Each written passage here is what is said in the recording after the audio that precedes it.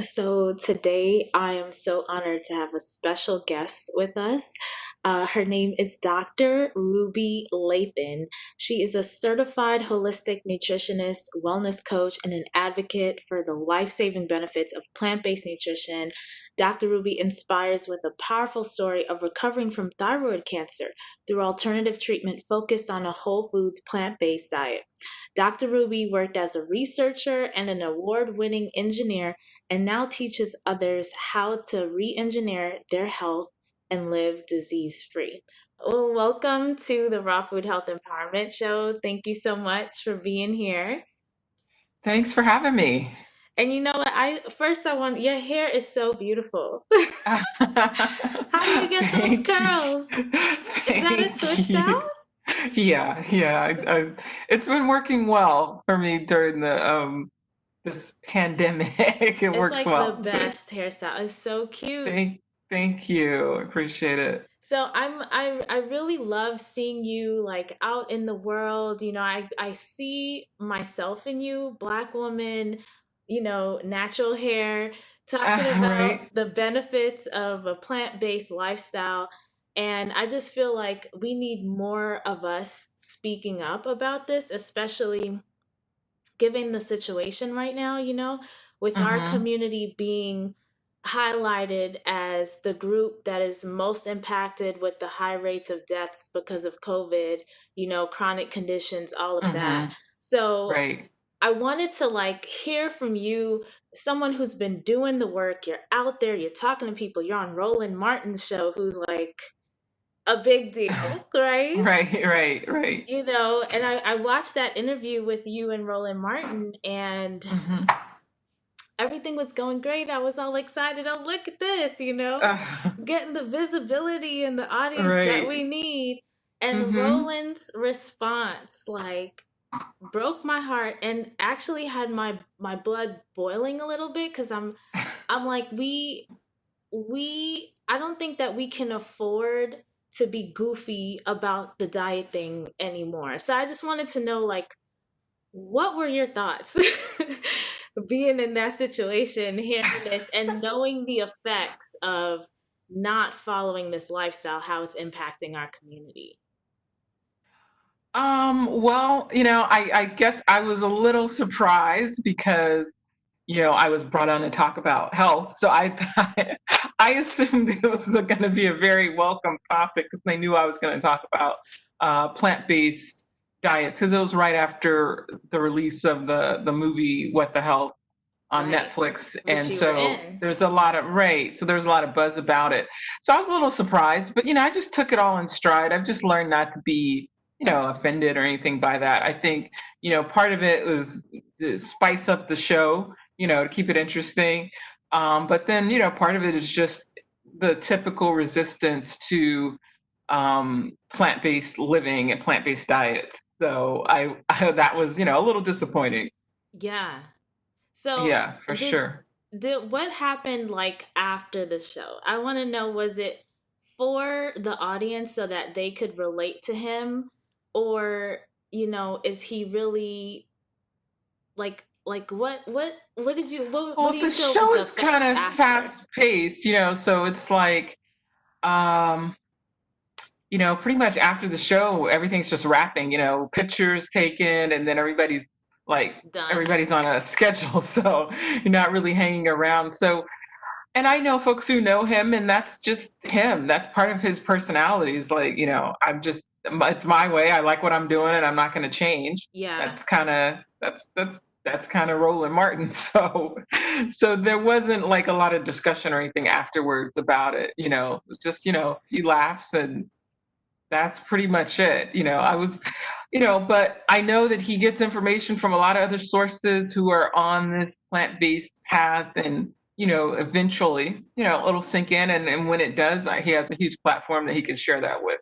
So Yeah. I'm holding out hope that he will Yes. he'll join us on this side Yes. of the health We need to spectrum pray and for really. Roland. We need to pray for him because he has such a huge platform. And I'm sure, Hmm. just like I see myself in you, there's a lot of people that see themselves in him And that's why I was Right. And who would disappointed. definitely follow in his lead for Yeah. sure.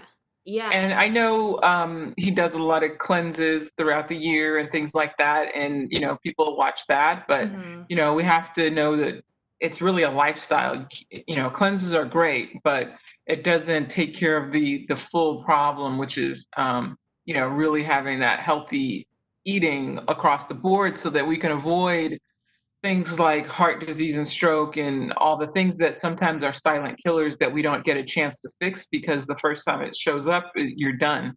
Right. So, and that happens a lot with a lot. I know every time I see a celebrity death and they're in their 40s plus and they're like, cause of death hasn't been released, 9 times out of 10, 3 weeks later, it was heart disease, almost every time. And I already know, I was like, that's heart disease because that's the most common thing that just pops up in sudden death. Yeah. And it's very unfortunate. I know what Andre Harrell, which is a big in the music industry, died this week suddenly, and they haven't released the cause of death, but I'm almost sure it's probably heart disease related.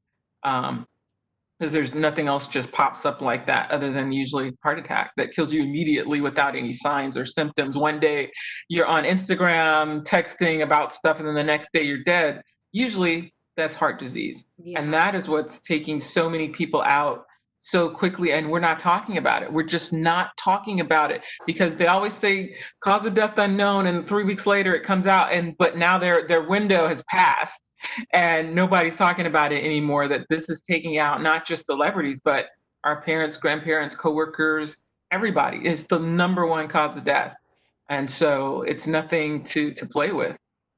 Absolutely. And I work a lot. I've been really active in the food policy space and the community development space for the past, 3 years, two and a Hmm. half years in Los Angeles.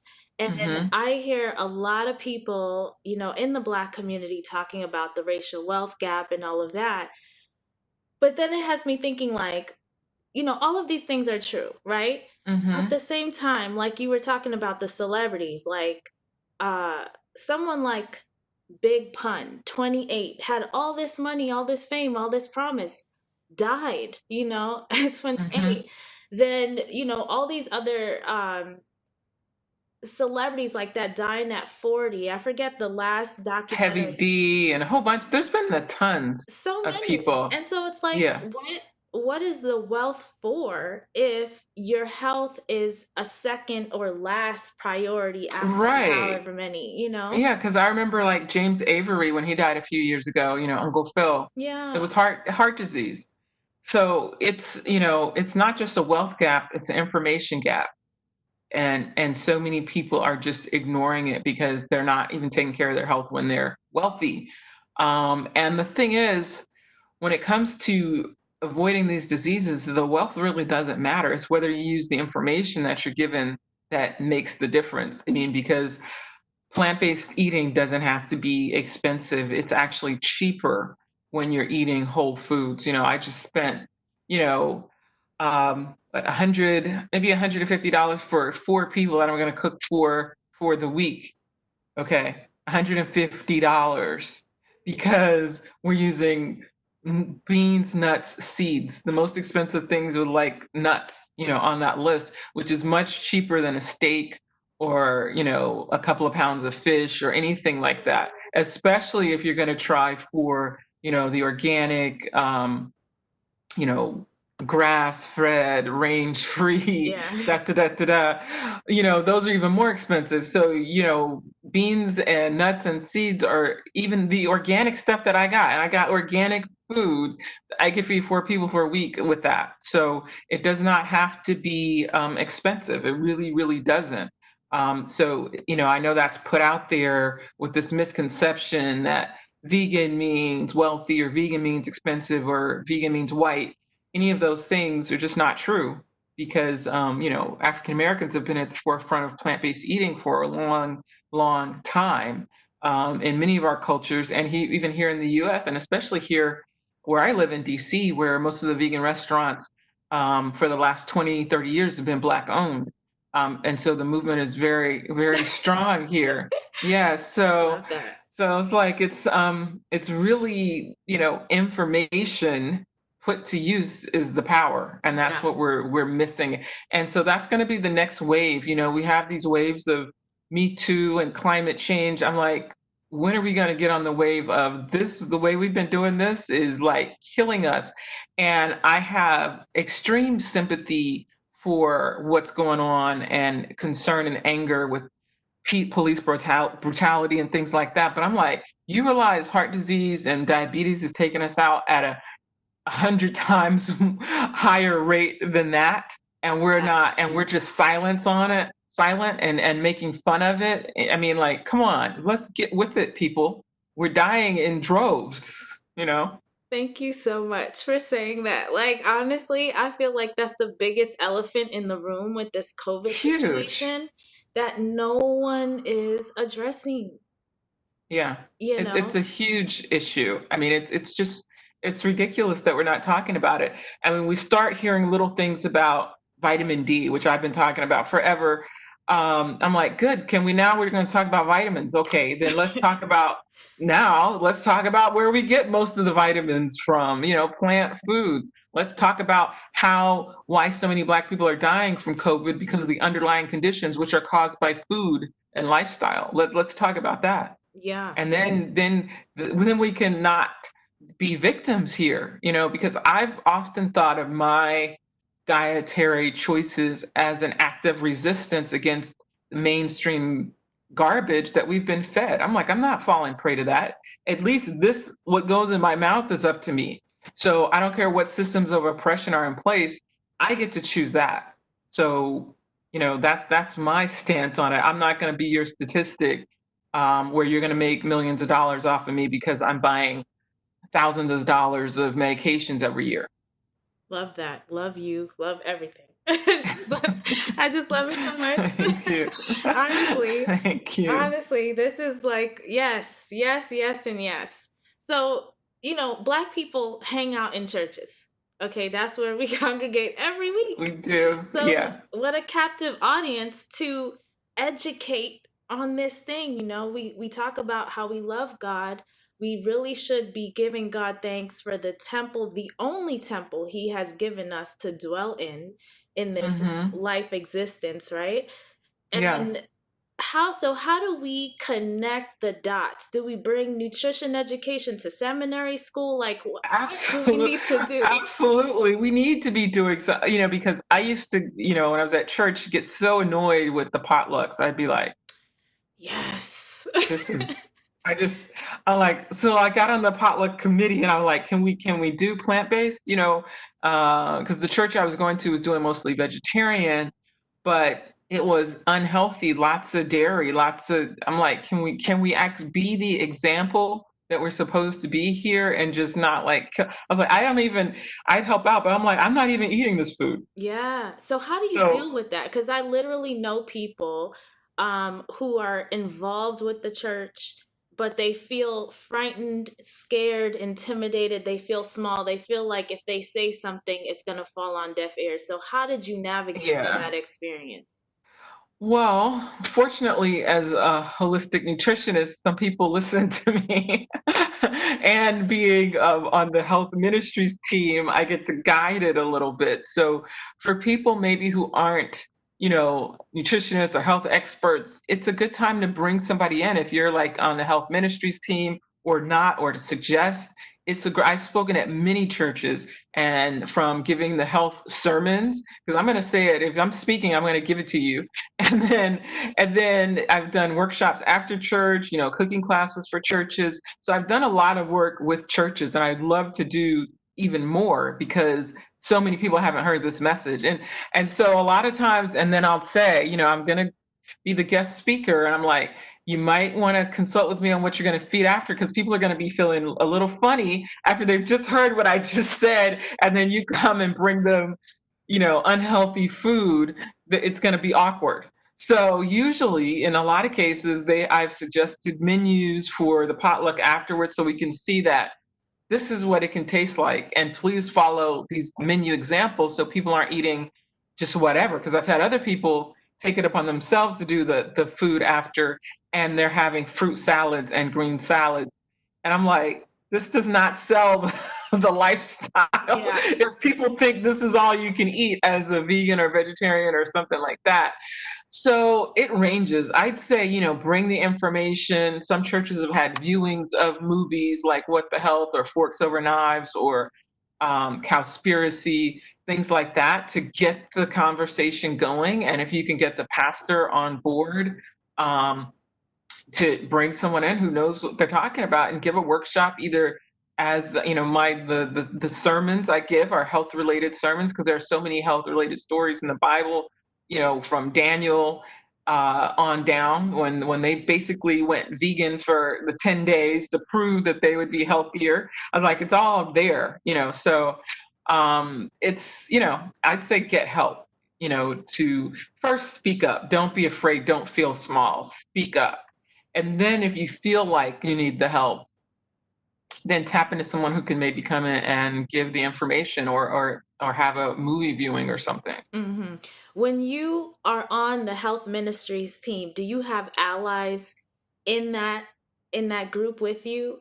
Yeah, usually there is, and that's a good point, is to find the healthy people in the church who are on board with it because the more there are power in numbers, so the more the merrier. So if you could get a couple of people and see like, yes, let's do this, let's bring this forward, because there's always one or two, and you can usually tell them by seeing them who they are. Hmm. So, or they've mentioned it. So yeah, absolutely, it's best to get some allies. That's awesome. I love all of those tips. What about for elected officials? So, like, I work in food policy and I'm working with other, folks who actually majored and got their masters in public health, but they're not necessarily the healthiest people. There was actually something even trending on Twitter yesterday about ministers of public health in these various countries and cities and how they don't look the healthiest, right? Um, Hmm. Now, mind you, we never know what's going on with someone internally, right? Hmm. Internally, they Hmm. could be fine, and on the outside, they didn't True. get any sleep or whatever. They're having a Right. bad day because there's a lot of Hmm. things. But when you are working in that environment, as the health expert or someone with some kind of health knowledge, maybe they've listened to this podcast, they've been following you on Instagram and listening to because you do like weekly seminars Hmm. on different topics on Instagram. Hmm. So how do we like get those people on board on the policy level? Huh. Depends on what level of policy we're talking about. It's difficult when we're talking about government. I've been a lobbyist for trying to get healthy food options in public schools, and so I've seen up close how difficult it is to get any change because there are so many competing interests involved. So it's somewhat difficult to get large organizations on board because of that, because you're just they're funded by dairy or they're funded by companies that make meat or whatever. So there's a large lobby for this. So I almost feel like you have to come at it at both sides, definitely trying to get the policymakers on board. But I feel like it's a grassroots approach is going to be a lot quicker than just waiting for the powers that be to say, okay, let's make everybody healthy, because in actuality, the food that's being funded is unhealthy food. They subsidize, the USDA subsidizes corn, wheat, soy, sugar crops and things like that that are fed to animals so that they can grow meat very cheaply. And so then that's why you can get burgers that cost less than salads because it's subsidized so cheaply. And chicken costs, you can get a 6 piece for nothing because it's subsidized. The feed is subsidized. So you have a system in place that promotes poor food, and I don't think that's accidental. So when you're going up against, it's like, are we gonna get the policymakers to contradict themselves? I don't know, until we get loud enough. No, but we can try. I'm not saying absolutely. I think we should put the pressure on, but I really feel like the movement's going to come from within. Yeah. Yeah. And it makes me, because I've said for a long time, like, you vote with your dollars, which I Hmm. believe is true. But when you marry that with the concept of the racial wealth gap, it's like, in my circles, I do see a lot of Black vegans, but we don't really have the wealth to change the system in the conversation. So that's where that message and that narrative kind of gets difficult for me. But I love the message, like what you talked about earlier, about how it's actually more affordable to eat this It way. is. So we have to, I feel like we're in this social media celebrity driven society. So I feel like that will have a much faster change than policy, you know. Yeah.